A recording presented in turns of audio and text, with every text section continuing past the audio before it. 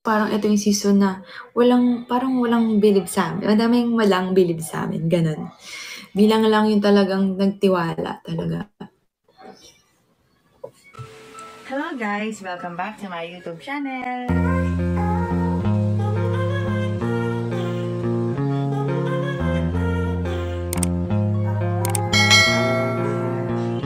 Parang ito yung season na parang walang bilib sa'min, madaming walang bilib sa'min, gano'n.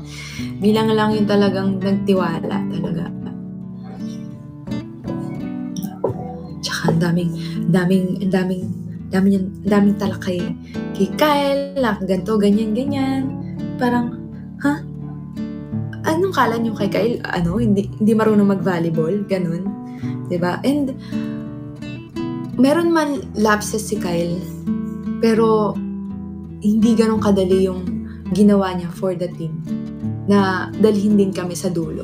'Di ba? Sobrang hirap na-pressure talaga kasi syempre Ate Gia yung papalitan niya, and alam naman natin si Ate Gia kung gaano kagaling, 'di ba?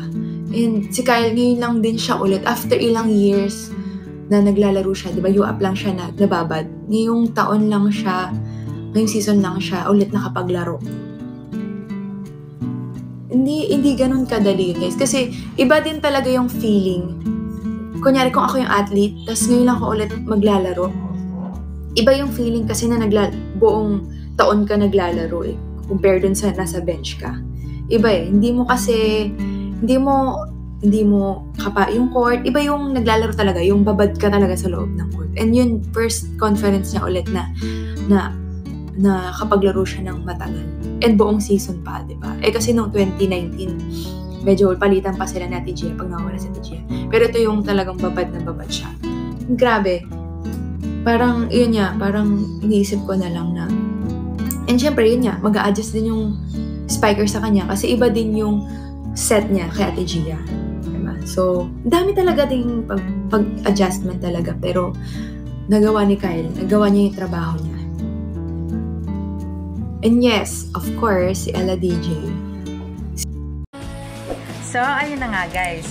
Kung nagustuhan mo ang video nito, huwag mo naman sanang kalimutang mag-like at mag-subscribe.